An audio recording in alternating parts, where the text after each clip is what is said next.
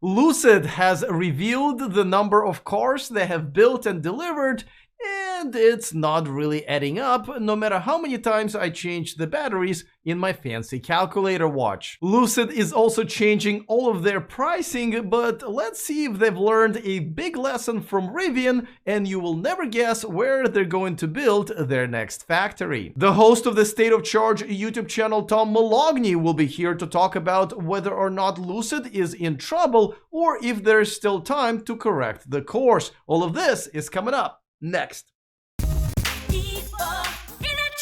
Welcome to E4 Electric. If you are interested in everything that's going on in the wonderful world of electric cars, well, you came to the right place. All you have to do is click on that subscribe button and the bell notification icon so you don't miss anything moving forward. So the cat is out of the bag. We now know what Lucid has been up to for the first quarter of the year, now that they have released their earnings report, and it's not that much. Apparently, Lucid has managed to deliver, ready for this?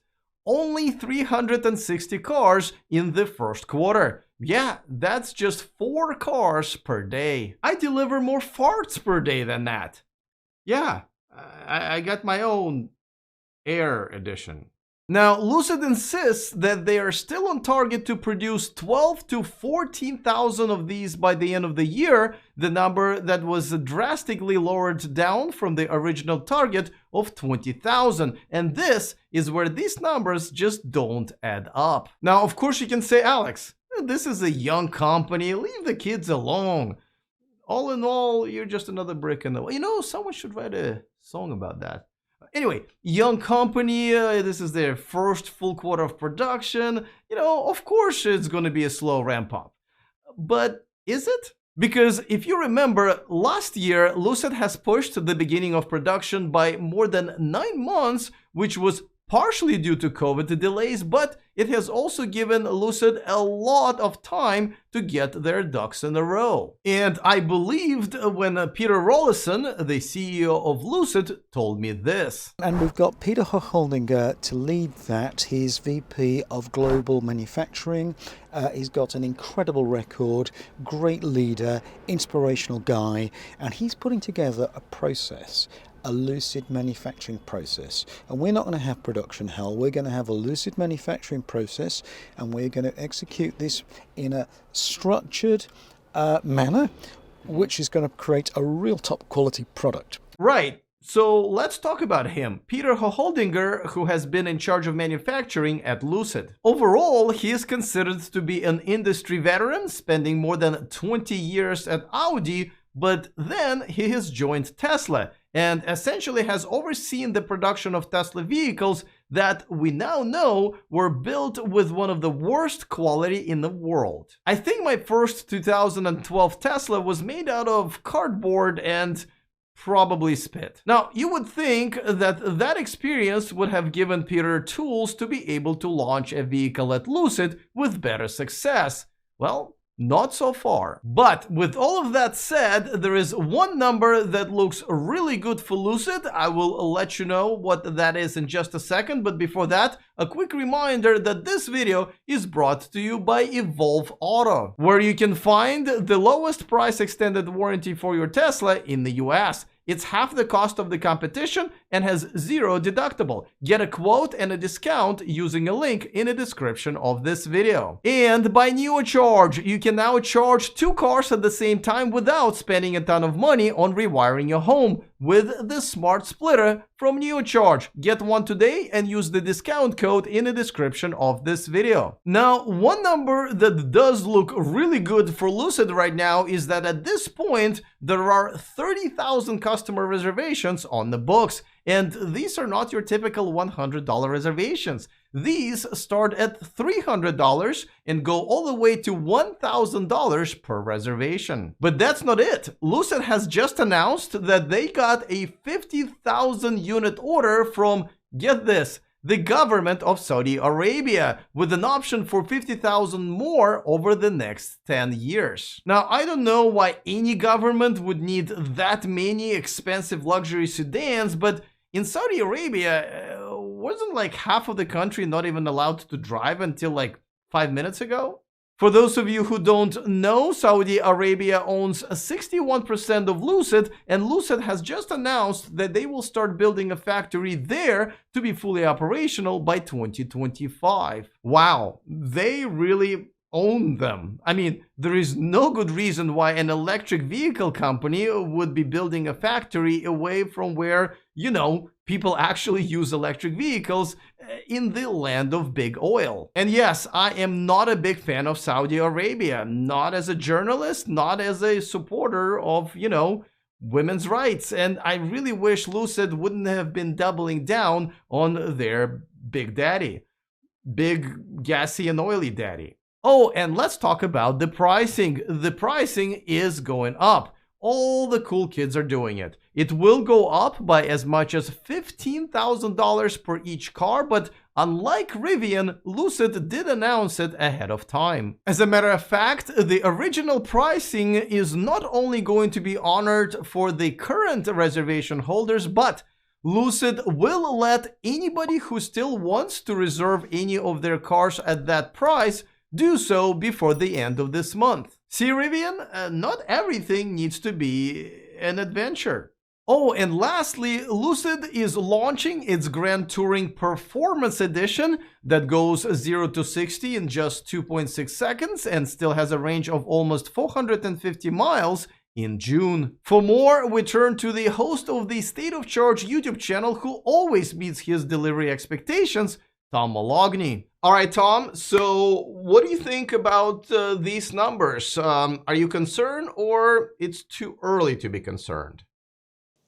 Well, for me, it's a little too early to be concerned. Would I have liked to have seen more? Of course, but it really is their first quarter of producing vehicles. They're a new automaker. It's the first car they've ever made.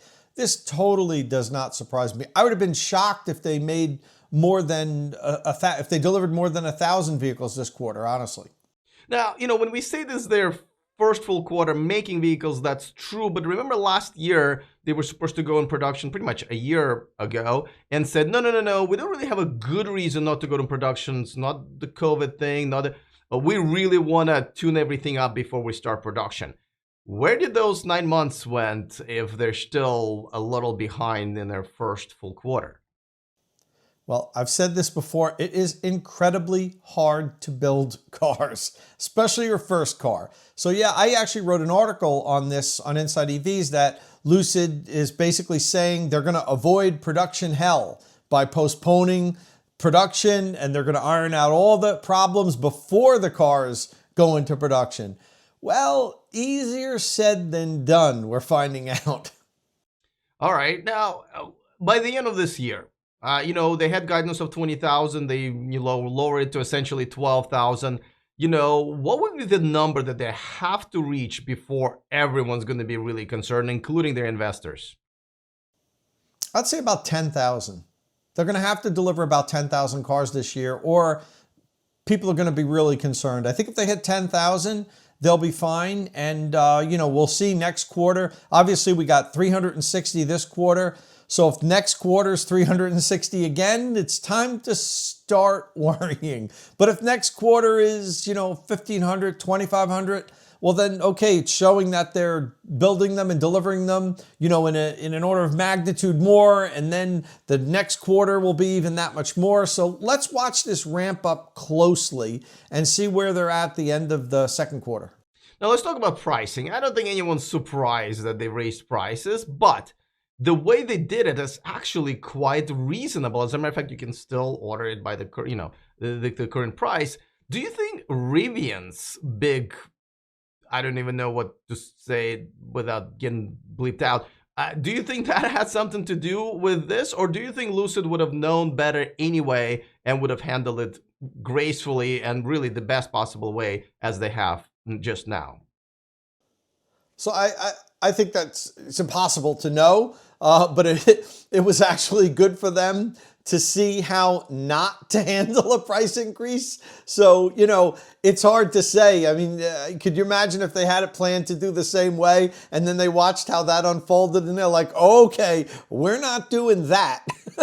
So it's hard to say. I'd like to think that they wouldn't have plotted that out because it was obviously very poorly planned out by Rivian. It's one of the things that, and we've talked about this before, well, it was the first major misstep that I saw out of the company. Now, listen, 3 years ago when we thought, Lucid Air was coming to the market soon, right? The unique value proposition was that it was going to be the very first luxury electric car, electric sedan. Well, now that they're making it, the competition has really caught up. Now there's EQS, i7's coming out by the end of the year. Now, let's just give this a year, but in the beginning of the next, when everyone's production is ramped up, but now there is competition, does Lucid Air have any unique value proposition anymore? How do they compete with the big boys? Well, it still goes 0 to 60 faster than any of those other cars. It still has way more range than any of those other cars. It still charges way faster than any of those other cars. So yeah, I think it still has a good value proposition, to be honest with you. I've driven the Lucid Air extensively. I've driven the Mercedes EQS extensively, and I've sat in the new i7. Nobody's driven it yet, but I'm going to have the opportunity to do that at some point soon. And I think there's definitely a market for the Lucid Air. It's really a great driving vehicle. I did the range test. I drove it 500 miles, and I tell you, I got out of that. My back didn't hurt. I felt comfortable. It was a great driving experience. If you were to tell me right now you would give me a Lucid Air or a Mercedes EQS, whichever one I want, loaded, I'd have to think about that really hard. And that tells you something about how impressed I was with the Lucid Air. Now, have you subscribed to Tom's channel, The State of Charge? Because if you haven't, I don't think we can be friends anymore. But that's okay. You can do it right now. I put a link to it in the description of this video. All right, looking forward to all of your comments. Other than that, see you guys next time. And remember to stay charged.